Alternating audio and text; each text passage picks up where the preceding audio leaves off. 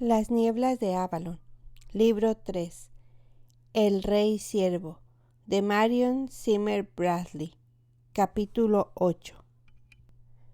Cuando Morgana dejó a Arturo y Ginebra en su cámara, cogió una capa y salió a la intemperie, sin preocuparse por la lluvia. Se dirigió a las altas almenas y caminó por allí, sola.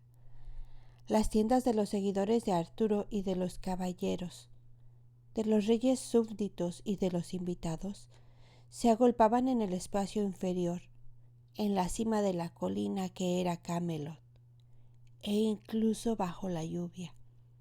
Todos los estandartes y banderas ondeaban alegremente, pero el cielo estaba oscuro. Las bajas nubes plomizas casi tocaban la cumbre de la colina. Caminando, incansable, Morgana pensó que era un mal día para celebrar las fiestas del Espíritu Santo. Y para Arturo. Oh, sí. Ginebra no le dejaría en paz hasta que se entregase en manos de los sacerdotes. ¿Y qué era del voto que había hecho a Avalon? ¿Sería el destino de Gwydion sentarse algún día en el trono de su padre? Si era eso lo que Merlín planeaba. Ningún hombre escapaba al destino. Morgana pensó tristemente, ni ninguna mujer. Taliesin, que conociera toda clase de músicas y relatos antiguos, le contó en una ocasión una historia sobre los arcanos que moraban al sur de la Tierra Santa, o cerca de ahí, de un hombre que nació bajo una maldición por la cual mataría a su padre y se desposaría con su madre. Sucedió que los padres conocieron la maldición y le abandonaron a la muerte, pero fue criado por unos extranjeros. Un día, al encontrarse con su padre, desconociéndolo, peleó con él, le dio muerte y se casó con su viuda. Así pues, los medios de que se sirvieron para prevenir el cumplimiento de la maldición sirvieron para lo contrario. De haber vivido en casa de su padre, no habría llevado a cabo lo que hizo en la ignorancia. También Arturo y ella habían hecho lo que hicieron en la ignorancia, y el hada había maldecido a su hijo. Aborta a tu hijo o mátalo cuando salga de tu vientre. ¿Qué será del rey ciervo cuando el joven ciervo haya crecido? Y tuvo la impresión de que el mundo que la rodeaba se tornaba gris y extraño, como si ella hubiese penetrado en las nieblas de Avalon, y había un raro zumbido en su cabeza. En el aire parecían producirse terribles estallidos y retumbos por doquier, ensordeciéndola. No, eran las campanas de la iglesia, repicando para la misa. Había oído decir que el pueblo de las hadas no podía soportar el sonido de las campanas de la iglesia, y ese era el motivo de que se hubieran dirigido a las recónditas colinas y a los valles. Le pareció que no podría ir a sentarse en silencio como habitualmente hacía, escuchando con cortés atención, porque las damas de compañía de la reina debían dar ejemplo a todas las demás. Pensó que los muros la ahogarían, que el murmullo de los sacerdotes y el humo del incienso la enloquecerían. Más valía quedarse fuera bajo la lluvia. Pensó entonces en cubrirse la cabeza con la caperuza de la capa de lana. Las cintas del pelo estaban completamente mojadas y probablemente se habían estropeado. Las palpó y sus dedos se mancharon de rojo. Para ser de tejidos tan costosos estaban pobremente teñidos. Pero la lluvia estaba amainando un poco y la gente empezaba a ambular por los espacios que mediaban entre las tiendas. «Hoy no habrá torneos de batalla simulada», dijo una voz a sus espaldas.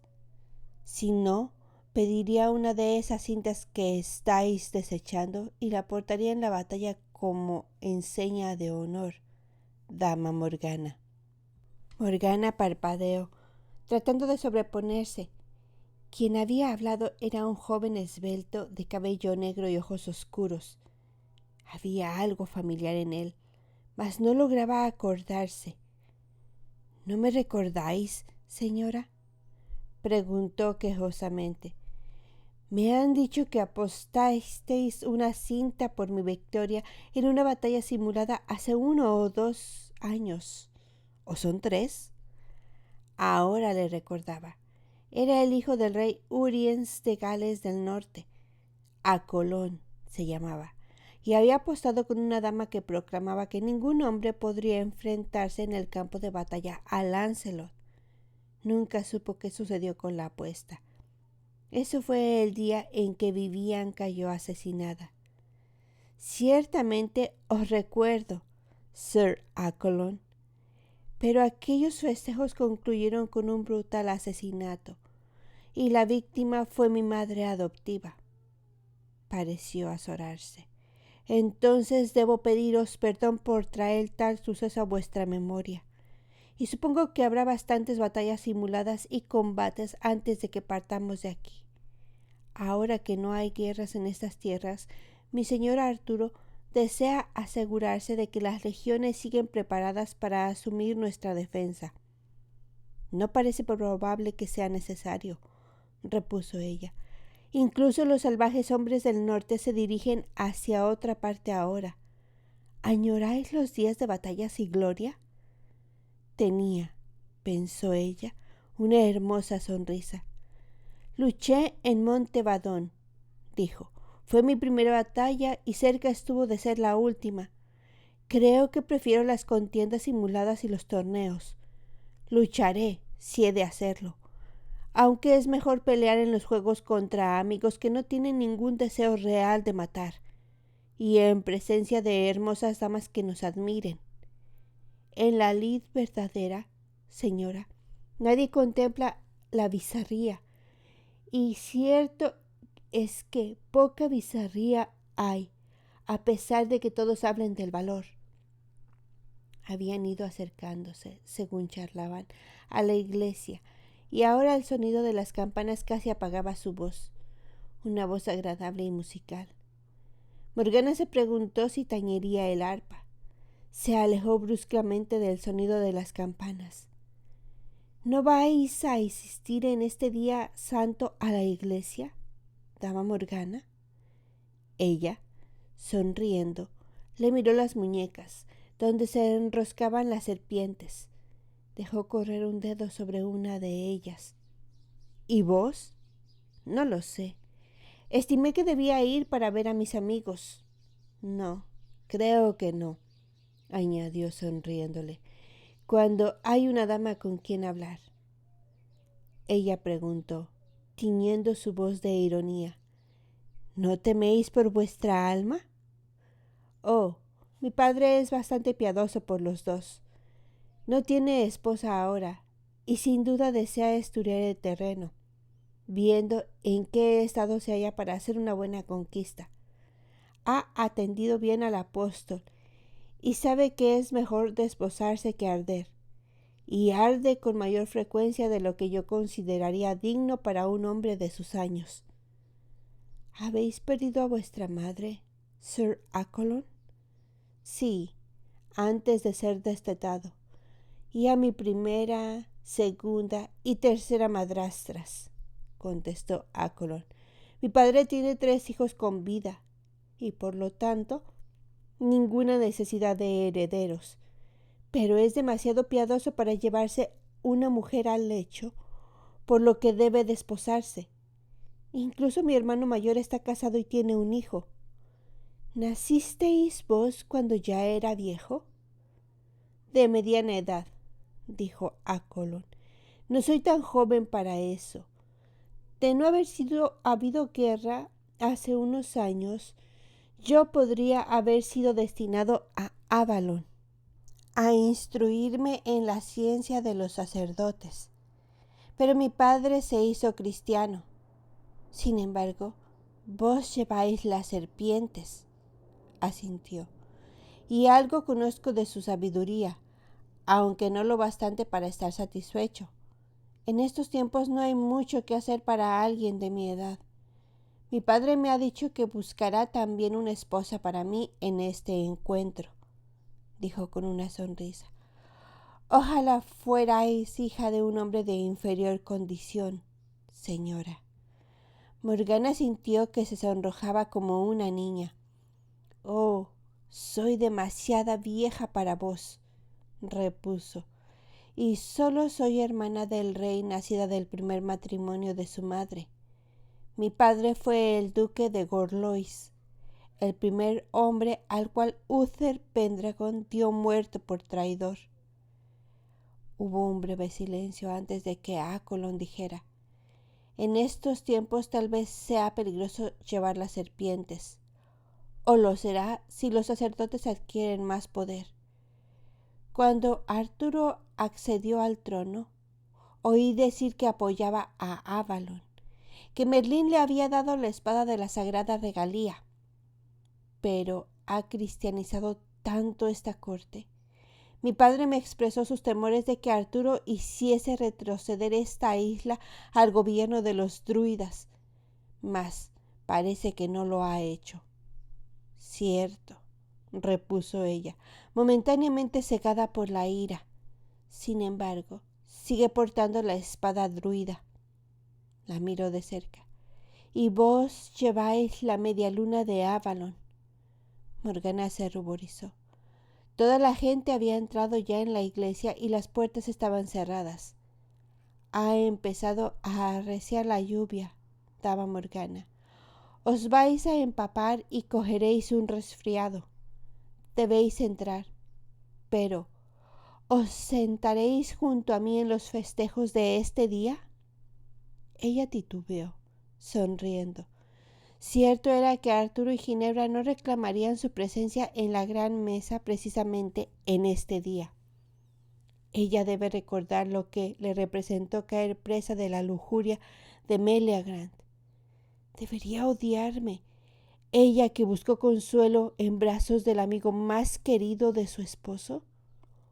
Oh, no, no fue una violación, ni nada semejante. Pero fui entregada al astado sin que nadie me preguntara qué era lo que yo quería. No fue el deseo lo que me llevó al lecho de mi hermano, sino la obediencia al designio de la diosa. Acolón estaba aguardando aún una respuesta, la cara vuelta hacia ella, ansioso. Si quisiera, me besaría, me rogaría el favor de una simple caricia. Lo sabía, y tal idea era una cura para su orgullo. Le sonrió, y su sonrisa le conmocionó. Lo haré, si podemos tomar asientos lejos de vuestro padre. Y se le ocurrió de repente. Arturo la había mirado de igual forma. Eso es lo que Ginebra teme. Ella sabe lo que yo no sabía, que si extiendo la mano a Arturo puede hacerle ignorar cualquier cosa que ella diga. Arturo me ama más a mí. No le deseo, le considero un hermano querido, pero ella no lo sabe. Teme que tienda la mano hacia él, la mano y vuelva a conducirlo al lecho con las artes secretas de Avalon. Os lo ruego, entrar y cambiaros de ropa, dijo Acolón con interés. Y Morgana volvió a sonreírle, tomándole de la mano. Os veré en la fiesta. Durante todo el oficio del santo día, Ginebra permaneció sola, intentando recomponerse. El arzobispo había pronunciado su habitual sermón de Pentecostés, hablando del descenso del Espíritu Santo, y pensó: si Arturo se ha arrepentido al fin de todos sus pecados y se convierte en un verdadero cristiano, debo dar gracias al Espíritu Santo por haber venido hoy a ambos. Dejó vagar los dedos distraídamente hasta el vientre. Aquel día habían yacido juntos. Pudiera ser que en la fiesta de la Candelaria tuviese en brazos al heredero del reino. Paseó la mirada por la iglesia hasta encontrar a Lancelot, que se hallaba arrodillado junto a Elaine. Pudo ver, con envidia, que las caderas de Elaine estaban hinchándose de nuevo. Otro hijo o una hija. Y ahora Elaine alardeaba junto al hombre al cual amé durante tanto tiempo, y también con el hijo que yo debería haber alumbrado. Bueno, debo humillar la cabeza y ser humilde. No me supondrá mal alguno pretender creer que su hijo sucederá a Arturo en el trono. Soy una pecadora. Hablé a Arturo de humillar su orgullo y yo estoy llena de él. La iglesia se encontraba atestada, como siempre, en la misa de ese santo día. Arturo parecía pálido y cansado. Había hablado con el obispo, pero no había habido tiempo para conversar extensamente antes de la misa. Se arrodilló a su lado, sintiendo que era un extraño, mucho más que la noche en que yació con él por primera vez, aterrorizada de todas las cosas desconocidas que la aguardaban. Debería haberme mostrado serena ante Morgana. ¿Por qué me siento culpable? Fue Morgana quien pecó. Yo me he arrepentido de mis pecados, he confesado y he recibido la absolución. Morgana no se hallaba en la iglesia. Sin duda, no había tenido la desfachatez de venir inconfesa a los santos oficios cuando había sido descubierta tal como era, incestuosa, pagana, bruja, hechicera.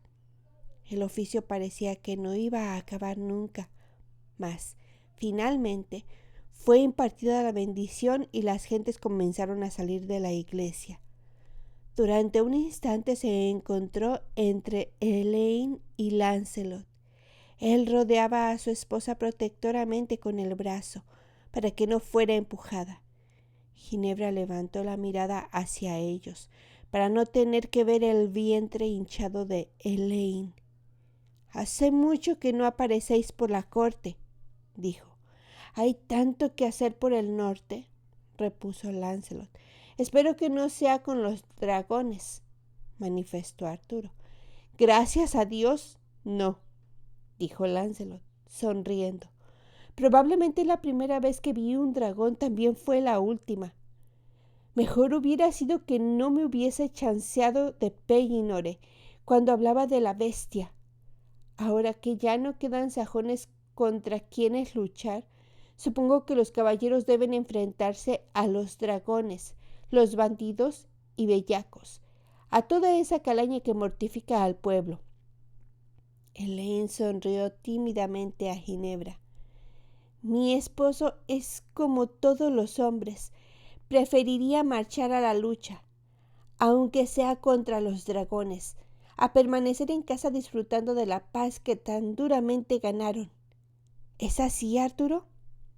«Creo que ya tiene bastantes contiendas en la corte, donde todos los hombres vienen a pedir justicia», dijo Ginebra, descartando aquello. «¿Cuándo nacerá éste?», añadió, mirando el abultado vientre de Elaine. «¿Crees que será niño o niña?» «Espero que sea otro niño. No deseo una hija», contestó Elaine. «Pero será lo que Dios quiera. ¿Dónde está Morgana? ¿No ha venido a la iglesia? ¿Está enferma?» Ginebra sonrió desdeñosamente. «Creo que sabes cuán buena cristiana es Morgana». «Pero es mi amiga», repuso Elaine, «y no me importa que no sea muy cristiana. La estimo y rezaré por ella». «Bien puedes hacerlo», pensó Ginebra amargamente. «Te desposó por rencor hacia mí». Tuvo la impresión de que los dulces ojos azules de Elaine eran punzantes y su voz falsa. ¿Te pareció que de permanecer un momento más junto a ella intentaría estrangularla? Se excusó y, al cabo de un instante, Arturo la siguió. Había esperado tener a Lancelot con nosotros durante algunas semanas, mas partirá nuevamente hacia el norte, dijo, aunque ha asegurado que Elaine puede quedarse, si lo tienes a bien. Se halla tan próxima al parto que preferiría no retornar sola. Tal vez Morgana también se encuentre sola por la ausencia de su amiga. Bueno, las mujeres lo arreglaréis entre vosotras. Se volvió y la miró con expresión sombría. Debo ir con el arzobispo. Dijo que hablaría conmigo inmediatamente después de la misa. Quiso asirlo, retenerlo, estrecharlo contra sí con ambas manos, pero había demasiado lejos para hacer eso. Morgana no estaba en la iglesia, dijo. Cuéntame, Ginebra, ¿has discutido con ella? No le he dicho ni una sola palabra, buena o mala, repuso fríamente. Nada me importa dónde se encuentre. Desearía que en el infierno. Él abrió la boca y por un momento creyó que iba a reprenderla y, de modo perverso, deseó su ira, pero únicamente suspiró y agachó la cabeza. No podía soportar verlo tan abatido cual un perro apaleado. Ginebra, te lo ruego, no disputes más con Morgana. Ya ha sufrido bastante. Y luego, como si se avergonzase de su súplica, se giró abruptamente alejándose de ella, hacia donde se hallaba el arzobispo, saludando a los fieles.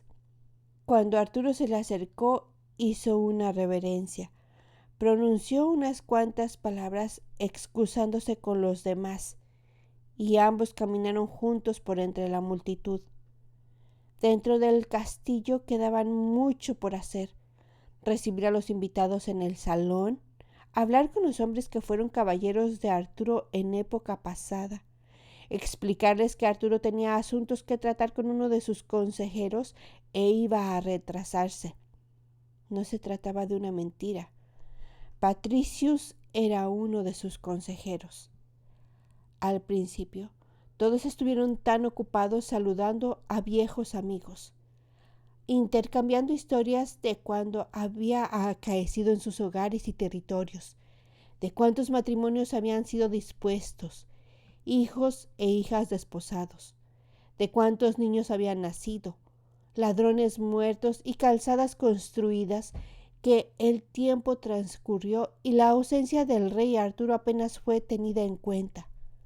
Pero, finalmente, las evocaciones se desvanecieron y la gente del salón empezó a murmurar. La comida se estaba enfriando, pensó Ginebra, pero el festín del rey no puede comenzar a menos que el rey esté presente. Dio órdenes de que sirvieran vino, cerveza y sidra, sabiendo que para cuando dispusiera la comida, muchos de los invitados ya estarían ebrios en exceso para darle importancia.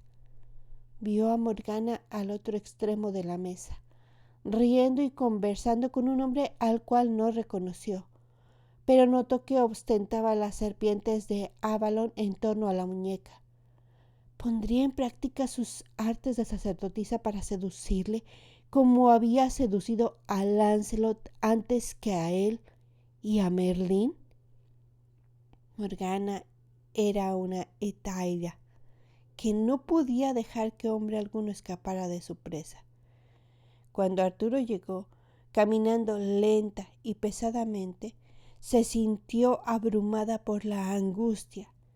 Nunca le había visto con tal apariencia, excepto cuando fue herido y estuvo próximo a la muerte. De súbito se apercibió de que había sufrido una herida más profunda de lo que pudiera imaginar, en el ánima, y por un instante se preguntó si no habría tenido razón Morgana al evitarle tal noticia. No, como su devota esposa, cuanto había hecho era asegurarse de la salud de su alma y de su póstrera salvación. ¿Qué era una pequeña humillación contra eso? Se había ido quitando el atavío de gala y llevaba una sencilla túnica sin adornos. No se había puesto la corona que lucía en tales ocasiones. Su dorado pelo veíase descolorido y cano. Cuando observaron que entraba, todos los caballeros prorrumpieron en fervorosos aplausos y aclamaciones. Él permaneció solemne, aceptándolo, sonriendo. Por último levantó la mano. «Lamento haberos hecho esperar», dijo. «Os ruego que me perdonéis y os pongáis a comer». Tomó asiento, suspirando. Los sirvientes empezaron a dar vueltas con los cuencos y las bandejas, los trinchantes manejando los cuchillos. Ginebra dejó que uno de los mayordomos sirviera unos trozos de pato asado en su plato, mas solo jugueteó con la comida. Al cabo de un rato, se atrevió a levantar la mirada hacia Arturo. De toda la abundancia de viandas del festín, únicamente tenía en el plato un trozo de pan sin mantequilla y su copa solo contenía agua. «No estás comiendo nada», le dijo. Sonrió tristemente. «No es ningún desprecio a la comida. Estoy seguro de que es tan buena como siempre, mi amor. No está bien ayunar en este día de fiesta». Él hizo un gesto.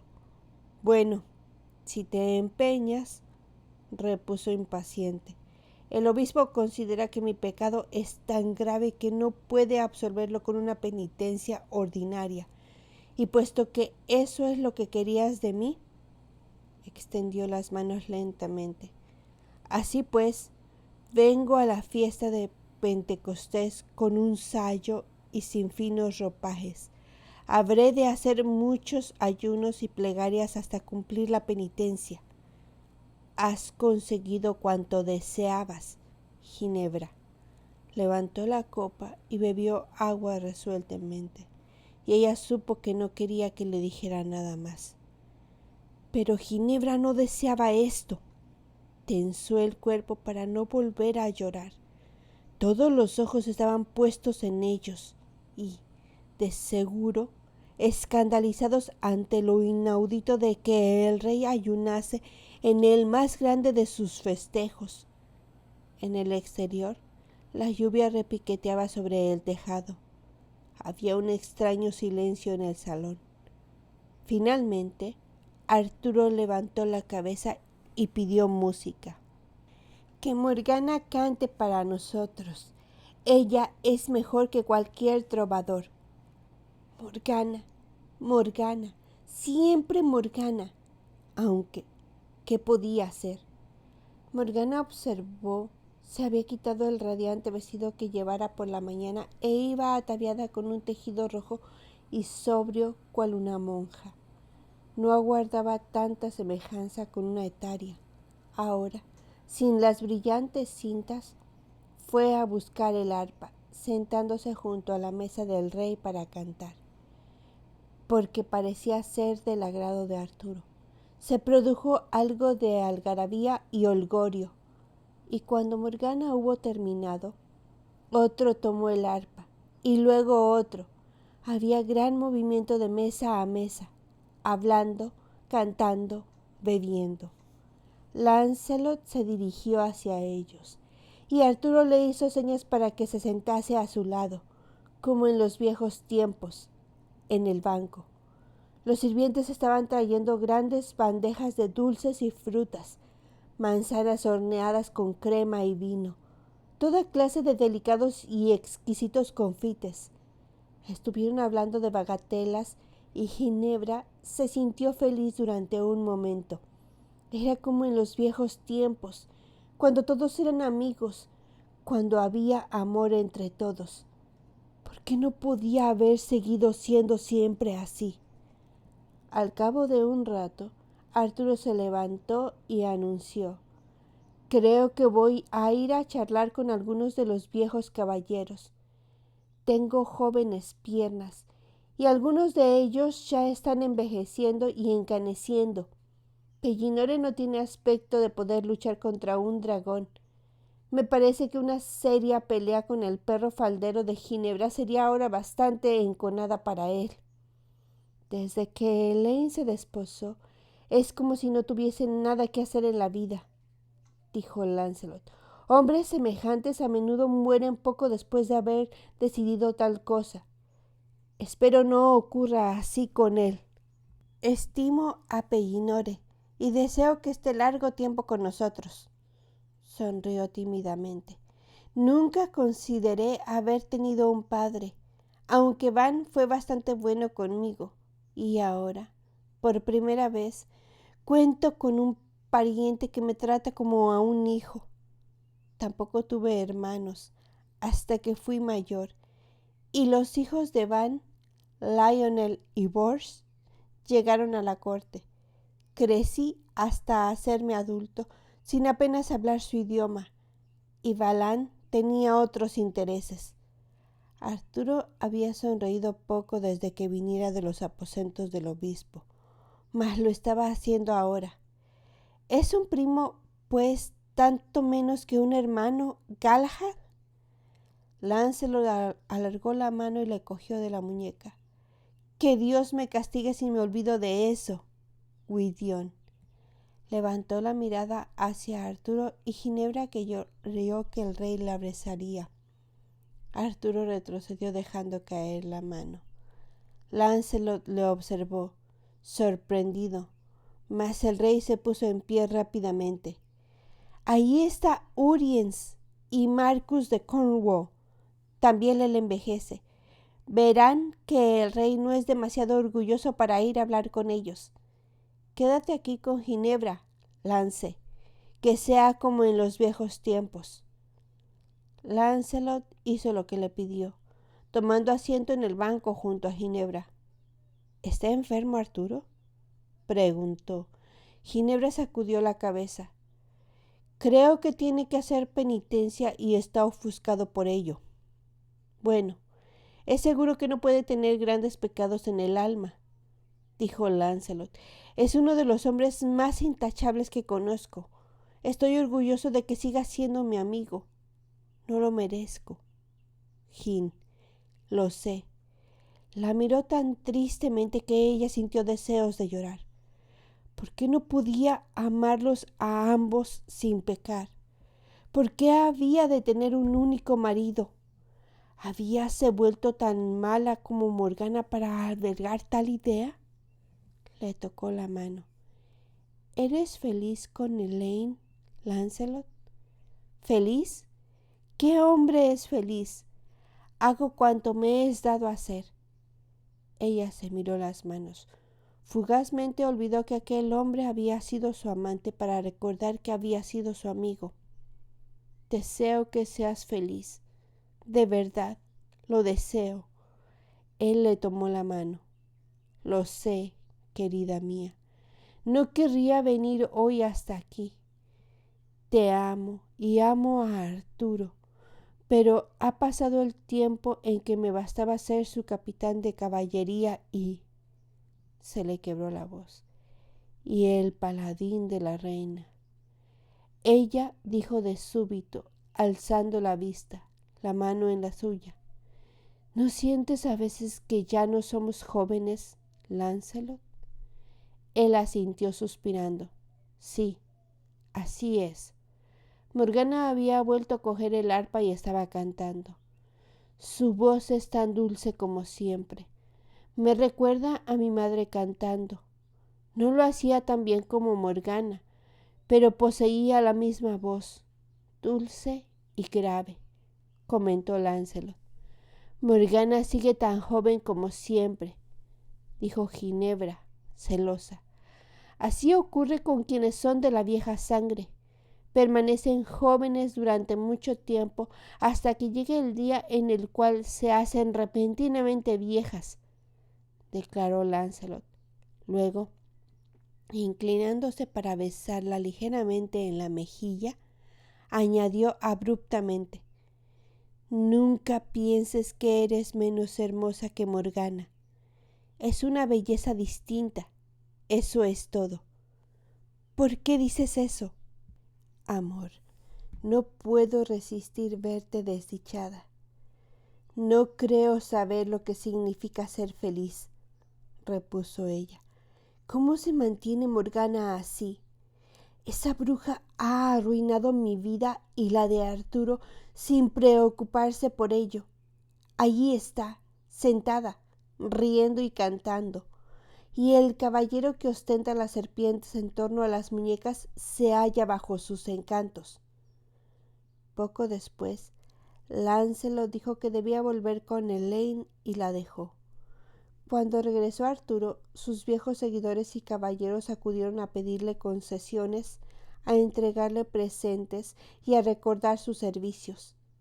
Al cabo de un rato llegó Uriens de Gales del Norte, encorvado ya y cano, mas aún conservaba todos los dientes y conducía a sus hombres en la batalla cuando era preciso. He venido a pedirte un favor, Arturo. Quiero volver a casarme y me gustaría aliarme con tu casa. He oído que Lod de Lothian ha muerto y te pido permiso para desposarme con su viuda, Morgause, dijo. Arturo hubo de reprimir una carcajada.